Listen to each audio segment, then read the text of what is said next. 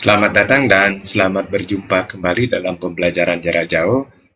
Saya Inengah Kertabesung kembali menyajikan materi pembelajaran jarak jauh dalam mata kuliah Ilmu Kealaman Dasar dengan topik Alam Pikiran Manusia dan Perkembangannya.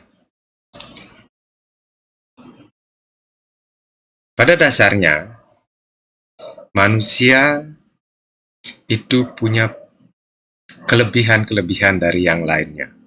Manusia dibandingkan dengan ciptaan Tuhan yang lain punya kelebihan-kelebihannya. Kelebihan-kelebihan itu tidak hanya terbatas kepada apa yang tampak, tetapi juga yang tidak tampak. Organ-organ di dalamnya juga sangat komplit. Ada peredaran darah, ada sistem tulang, ada sistem jaringan.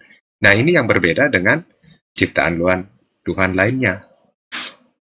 Di samping itu juga bahwa otak manusia itu sangat berkembang pesat dibandingkan dengan ciptaan Tuhan lainnya. Walaupun beberapa hasil ciptaan Tuhan itu memiliki otak, namun tidak kualitasnya tidak sebagus pada manusia. Nah, kualitas ini tidak hanya dalam hal volume, tetapi dalam hal kualitas.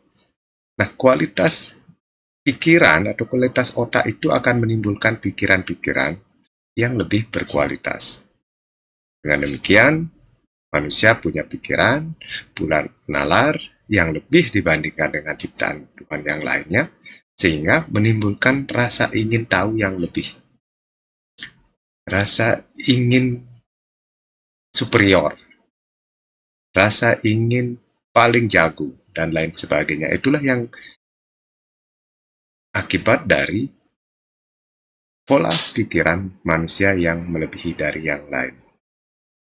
Nah, kelebihan-kelebihan manusia yang lainnya itu ada kemampuan berpikir atau Homo sapien, kemampuan membuat alat peraga itu Homo faber, sebagai makhluk sosial dikenal dengan Homo socius, mampu berkomunikasi disebut dengan Homo longan, manusia yang berbudaya atau Homo humanis, manusia mampu menghitung keuntungan dan kerugian atau Homo economic, dan manusia itu beragama atau Homo religius.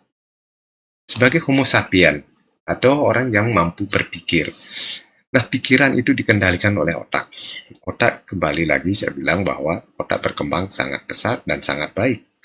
Dengan demikian, akan menimbulkan pikiran-pikiran yang jauh lebih banyak dibandingkan dengan pada ciptaan Tuhan lainnya. Manusia mampu berpikir baik tentang segala hal yang ada di lingkungannya. Kemudian, manusia juga mampu menciptakan alat gerak atau alat yang mampu mempermudah untuk hidupnya. Manusia juga mampu menciptakan alat-alat yang berguna bagi kehidupannya ataukah berguna bagi kehidupan orang lain. Sehingga kita bisa memanfaatkan, dengan demikian hidup kita menjadi lebih mudah. Banyak alat-alat yang tercipta, baik yang konvensional maupun alat-alat yang modern. Kemudian manusia juga sebagai makhluk sosial, jadi berbeda dengan ciptaan yang lainnya. Kalau manusia itu bisa berkumpul bersama-sama, baik terhadap manusia maupun terhadap hewan maupun tumbuh-tumbuhan. Jadi beda dengan ciptaan Tuhan lainnya. Kalau mungkin bangsa binatang hanya bisa berkumpul dengan koloninya sendiri, dengan yang lebih kecil. Tapi kalau manusia, seperti di Bali misalnya, yang jumlahnya 5 juta, bisa akur, tidak menimbulkan konflik. Nah, di samping juga bisa bersosial dengan sesama, juga bisa bersosial dengan alam, bersosial dengan hewan. Jadi ada manusia yang mampu bersosial dengan anjing, dengan kucing, dengan ular, dan lain sebagainya. Nah, ini yang tidak dimiliki oleh ciptaan Tuhan yang lain. Di samping itu juga manusia mampu berkomunikasi. memang ada beberapa ciptaan Tuhan yang mampu berkomunikasi, seperti ikan hiu, ataukah ikan lumba-lumba, ataukah mungkin anjing, ataukah kucing, ataukah mungkin hewan-hewan lainnya, tetapi kemampuannya tidak sebaik pada manusia. Bahkan manusia itu bisa berkomunikasi yang lengkap, dengan jelas, dan beraneka ragam.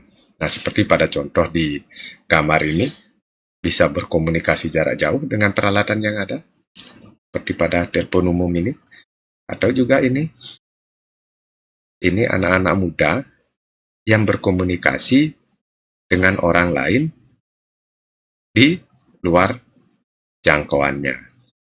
Padahal harusnya mereka itu harus berkomunikasi di antara ini. Justru dia berkomunikasi dengan orang di luar kemampuannya atau di luar jangkauannya. Manusia juga mampu menciptakan adat istiadat atau budaya-budaya yang dijalankan secara rutin, baik tiap hari, tiap minggu, tiap bulan, maupun tiap tahun. Hasil budaya itu bisa berupa seni budaya, seni ukir, atau seni pahat, ataukah seni patung, ataukah mungkin seni lukis, dan lain sebagainya. Dan sering pada manusia itu ada pameran-pameran seni, ataukah pameran-pameran budaya, itu menandakan bahwa manusia itu berbudaya. Ada yang tidak boleh dan ada yang tidak boleh semesti dilakukan juga hasil dari akulturasi budaya-budaya itu.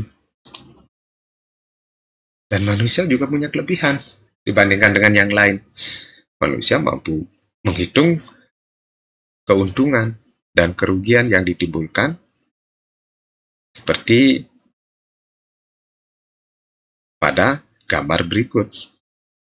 Jadi manusia tidak hanya pada ahli ekonomi yang bisa menghitung keuntungan dan kerugian, hampir setiap manusia mampu melihat keuntungan dan kerugiannya. Seperti para mahasiswa mungkin kuliah pada saat ini tentu berpikir akan mendapatkan nilai A atau nilai unggul. Kemudian juga mengambil kuliah sekarang ini di sastra Indonesia misalnya, tentu sudah menghitung keuntungannya apa saya kuliah di sastra Indonesia dan kemana saya nanti kalau sudah tamat. Nah, itulah manusia. Dan harus dipikirkan. Kalau tidak berpikir seperti itu hanya mengikuti arus, ya tentu nanti akan dampaknya tidak bagus setelah menyelesaikan studi. Harus dipikirkan itu apa keuntungan saya kuliah dan nanti kemana setelah menyelesaikan studi itu. Kemudian manusia juga berbeda dengan yang lain itu dalam hal beragama. Jadi manusia itu diatur oleh agama, ada yang tidak boleh dilakukan, ada yang harus dilakukan, sehingga menimbulkan kerukunan di antara kita. Jadi berbeda dengan ciptaan lainnya. Jadi ciptaan Tuhan lain tidak pernah itu pergi ke masjid, atau ke pura, ke wihara, ke gereja, dan lain sebagainya. Berbeda dengan halnya manusia. Inilah kelebihan dari manusia dari hasil ciptaan Tuhan itu sendiri. Kita harus bersyukur dan harus berbahagia, berbangga bahwa kita diciptakan sebagai makhluk yang paling lebih sehingga mendominasi dari alam itu. Jadi segala nanti yang muncul akibat perubahan-perubahan yang ditimbulkan oleh manusia tentu nanti dampaknya harus dipikirkan. Nah, kenapa manusia itu selalu berkembang? Memang sudah dari awal, dari semenjak di dalam kandungan, manusia itu sudah berkembang. Tidak hanya otak, tapi seluruh organ itu berkembang. Misalnya setiap wanita baru membuahi, misalnya baru hamil, itu terbentuk satu sel, kemudian berkembang menjadi 2 sel, 3 sel, dan seterusnya sampai bisa terlihat dengan mata. Kalau satu sel kan tidak bisa terlihat dengan mata, hanya dengan alat bantu mikroskop. Tapi kalau sudah berkembang menjadi lebih besar, seperti janin seperti ini, sudah bisa kita amati dengan alat-alat bantu. Sampai dengan siap dilahirkan, itu sudah komplit. Inilah perkembangan manusia masih di dalam perut. Nah, setelah lahir juga manusia terus mengalami perkembangan-perkembangan. Dari merangkak, balita, kemudian 2-5 tahun. Nah, di sini pada umur 2-5 tahun akan kelihatan bahwa sifat keingintahuan manusia itu sangat tinggi pada umur 2-5 tahun. Akan selalu menanyakan, akan selalu ingin tahu apa yang terjadi di lingkungannya. Sampai pada suatu puncaknya, umur dewasa, 40 tahun, kemudian 50 tahun, kemudian menurun kemampuannya, tetapi rasa ingin tahunya tetap. Nah, rasa ingin tahu itu akan melahirkan apa? Rasa ingin tahu itu akan menjadi tahu. Kalau sudah tahu, akan menimbulkan pengetahuan. Nah, itu didasari oleh hampir setiap manusia itu akan selalu ingin tahu. Apalagi tadi pada umur dari 2-5 tahun sudah banyak bertanya. Apa itu? Bagaimana itu? Mengapa begitu? Nah, itulah dasar-dasar untuk rasa ingin tahu. Misalnya kita pergi mungkin jalan-jalan, tiba-tiba ada tabrakan, pasti orang berjubel di sana. Nah, tujuannya apa? Ya pasti ingin tahu. Nah, itu adalah salah satu yang akan menimbulkan pengetahuan. Kalau sudah tahu apa? Ya menimbul akan pengetahuan. Apakah ini pengetahuan ini sebagai ilmu? Belum. Kalau ilmu itu pengetahuan yang dilakukan secara sistematis dan metodologis yang baik. Tapi dasarnya itu adalah pengetahuan. Jadi pengetahuan dulu baru nanti diuji secara sistematis dan metodologis sehingga orang lain juga mendapatkan itu hal yang sama kalau diuji baru bisa dikatakan sebagai ilmu atau ilmu pengetahuan. Dengan demikian, ilmu pengetahuan itu bisa, kalau zaman dulu itu kan dasar dari mitos, ataukah mungkin dari wahyu. Kalau dulu banyak mitos, zaman-zaman prasejarah itu banyak mitos. Seperti ada gempa bumi, itu katanya dewa yang marah mengguncang bumi. Ataukah mungkin gerhana bulan atau gerhana matahari, itu akibat dewa memakan bulan. Tetapi itulah pengetahuan nanti prosesnya. Kalau nanti sudah diuji secara sistematis, maka lama-lama menjadi pengetahuan. Nah, pendekatan ilmu pengetahuan itu bisa secara induksi dan secara deduksi. Kalau induksi itu dari hal-hal yang khusus, kemudian akan menghasilkan suatu kesimpulan yang bersifat umum. Nah, ini bisa diperoleh dari tradisi, atau intuisi, atau juga nanti pengetahuan itu bisa diperoleh karena faktor kebetulan. Mungkin kita jalan-jalan, ketemu sesuatu, maka akan timbul pengetahuan. Atau juga kita bisa berasal pengetahuan itu karena hasil coba-coba. Kemudian coba misalnya meramu apa, sehingga menjadi suatu obat misalnya. Kita coba-coba, oh ternyata bisa. Misalnya kita pakai getah ini, ataukah mungkin jamu ini untuk mengobati penyakit, kita coba. Maka kalau bisa sembuh, nah berarti itu suatu pengetahuan baru yang kita peroleh. Sejak kapan kita pengetahuan itu ada? Pada dasarnya pengetahuan itu ada semenjak manusia itu ada. Sejak manusia itu berpikir, sejak manusia itu berinteraksi dengan alam. Nah, tentu berinteraksi dengan alam itu faktor pendukung utama untuk terciptanya ilmu.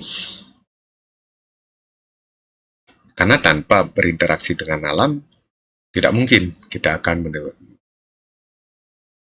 mendapatkan suatu pengetahuan.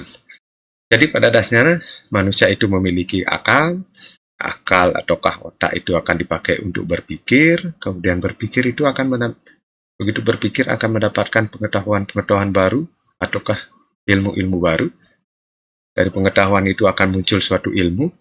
Nah, ilmu yang diperoleh ini tentu nanti berguna untuk kita sehingga menghasilkan suatu ilmu yang lebih rasional, yang logis dan sistematis dari sebelumnya. Jadi memperbaiki apa yang terjadi sebelumnya. Nah, setelah itu akan kembali lagi menimbulkan pergolakan di dalam pikiran kita, akal kita, kemudian berpikir kembali. Karena pada dasarnya ilmu pengetahuan itu kan tidak tetap, terus berkembang dari satu waktu ke waktu yang lain, terus berkembang dan menimbulkan perbaikan. Nah, ini pada zaman purba juga terjadi. Ada suatu ilmu pengetahuan yang diperoleh pada saat itu, ada mungkin ilmu untuk membuat ada alat berburu, kemudian alat-alat untuk masak dan lain sebagainya, atau bisa juga ditemukan cara itu untuk membangun. Sampai dengan zaman modern sekarang ini ada pabrik-pabrik. Itu adalah melalui suatu proses, tidak bisa seketika. Tapi proses zaman yang menyebabkan ini dari pikiran kita, akal kita, kemudian menimbulkan pengetahuan, kemudian pengetahuan baru akan muncul lagi, pengetahuan baru akan muncul lagi, sehingga ilmu itu akan berkembang sebagai manusia mendapatkan ilmu yang lebih modern. Dan itu terus berlanjut. Nah, perkembangan ilmu sendiri, kalau dilihat dari perkembangan ini, pada dasarnya para ahli sudah sepakat bahwa awal perkembangan ilmu pengetahuan itu ada di Yunani. Di Yunanilah awal mulanya perkembangan ilmu. Di zaman Yunani kuno. Di sana ada Thales yang menemukan bintang itu bercahaya. Ada Pitagoras yang menemukan rumus-rumus Pitagoras. Ataukah merumuskan bumi itu bulan. Ada Socrates yang sampai saat ini dikenang sebagai bapaknya logika dalam penelitian. Juga Aristoteles yang mengklasifikasikan individu dan lain sebagainya. Ada Plato dan lain sebagainya. Itu lahir di Yunani. Hampir semua filsuf-filsuf atau ahli pemikir-pemikir zaman dulu itu ada di Yunani. Kenapa di Yunani? Tidak di tempat lain. Nah, ini ada beberapa faktor. Yang pertama faktor geografis. Jadi Yunani itu ada berada di tengah-tengah dari antara Eropa, kemudian Asia Barat. Jadi faktor geografis itu sangat menentukan. Begitu juga dengan orang-orang Yunani. Itu selalu berhubungan. Jadi secara geografis dia berada di tengah dan orang-orangnya mau berhubungan dengan bangsa-bangsa lain seperti Mesir, Babilonia, dan lain sebagainya, sehingga orang-orang Yunani akan mendapatkan hal-hal baru. Nah, hal-hal baru inilah yang akan menimbulkan pengetahuan-pengetahuan. Hanya saja penduduk Yunani memiliki kemampuan tidak mau menerima begitu apa yang ada. Jadi sifat pemikirannya bangsa-bangsa Yunani itu tidak mau menerima apa adanya. Pasti dia mempertanyakan bagaimana, mengapa, di mana, dan lain sebagainya. Nah, di samping itu penduduk Yunani juga memiliki hak otonomi kemerdekaan, kemakmuran di bidang ekonomi. Ini penting karena kalau kita pintar, tapi hidupnya dikekang tentu tidak akan menghasilkan apa-apa. Para ahli pun itu perlu kemerdekaan untuk berpikir. Kemudian kemakmuran. Kalau hanya masih memikirkan urusan perut, jangan harap akan menimbulkan ilmu baru. Kemudian bangsa Yunani menghargai logika dan cara berpikir yang rasional. Ini tetap mempertanyakan kenapa seperti itu, mengapa, apa, di mana, dan lain sebagainya. Inilah yang menimbulkan pikiran-pikiran yang rasional sehingga menimbulkan pengetahuan-pengetahuan yang baru. Kemudian setelah zaman Yunani kuno, kemudian perkembangan dari ilmu itu pada zaman kan mulai ke zaman pertengahan. Di mana zaman-zaman pertengahan ini akan ada hasil-hasil ilmu di bidang kedokteran, obat-obatan, penyakit, dan lain sebagainya.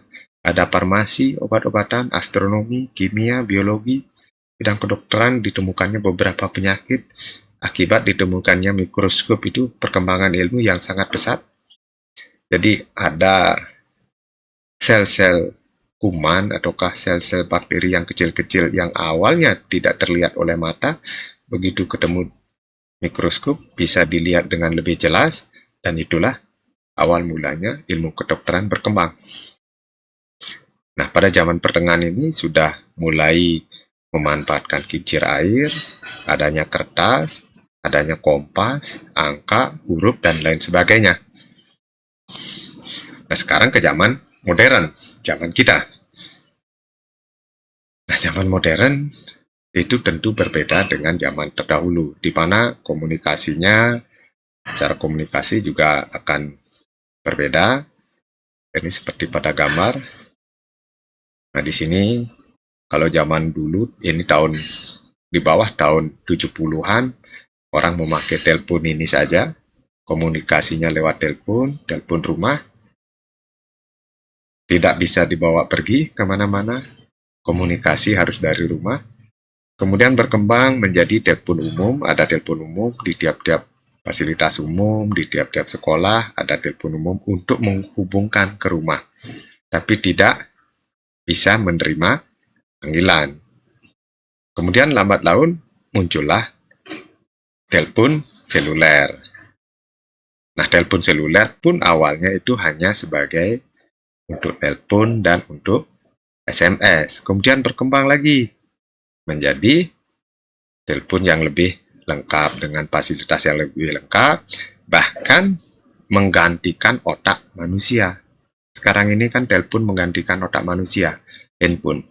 Semuanya bisa dicari di telepon, semuanya bisa dicari di Mbah Google. Itulah sebagai pengganti otak manusia. Lama-lama otaknya kita menjadi semakin dimudahkan dan semakin manja. Nah, kemudian di dalam perlengkapan atau peralatan yang lain yang ditimbulkan. Kalau dulu kan manusia berangan-angan bisa terbang seperti burung. Nah, bisa kita buat, berlayar pun kita bisa. Ini kalau terbang juga kita bisa. Awalnya sudah tentu ini tidak secara seperti makan cabai seketika muncul pesawat terbang, tidak, tapi melalui suatu proses. Kita coba seperti ini, kemudian mesinnya seperti ini, kemudian perkembangan selanjutnya seperti ini, kemudian baru seperti ini. Nah, sekarang ini sebagai edisi terakhir itu adalah ada pesawat yang bisa untuk keluar angkasa secara bolak-balik. Seperti ini kalau pesawat Columbia yang bisa bolak-balik walaupun mungkin sekarang masalah. Kemudian komunikasinya juga sudah semakin berkembang, semakin canggih. Ada laptop, kemudian ada HP atau handphone. Nah, kemudian di samping juga di bidang teknologi, juga dalam budaya juga semakin berkembang. Apakah dalam bidang budaya itu semakin baik atau semakin buruk? Nah, tentu kita menilai yang jelas, budaya itu yang sesuai dengan saat itulah yang terbaik. Mungkin pada zaman dulu orang pakaian seperti ini akan pada saat ini akan lebih baik pada zamannya. Begitu juga ini pada tahun 70-an yang dikenal dengan celana cat brain, di atas kecil kemudian di bawah besar, pada saat itulah ngetrennya. Nah, sekarang ini kan sudah berkembang. Ada perkembangan mode seperti ini. Ini memperlihatkan punggung, kemudian memperlihatkan pantat. Itu mode sekarang, apakah itu lebih baik atau lebih buruk? Kalau mungkin zaman-zaman dulu hal seperti ini sangat tabu. Bahkan gambar seperti ini pun sangat tabu. Tapi suatu saat mungkin karena perkembangan dari budaya bisa saja. Nah, kita tidak bisa memungkiri atau lari dari budaya kita. Nah, itu yang dapat kami sampaikan dalam kuliah ilmu kealaman dasar tentang alam pikiran manusia dan perkembangannya. Nah, kalau ini mendapatkan materi-materi yang lain, kami persilahkan untuk membuka video-video yang lain dari channel kami. Terima kasih.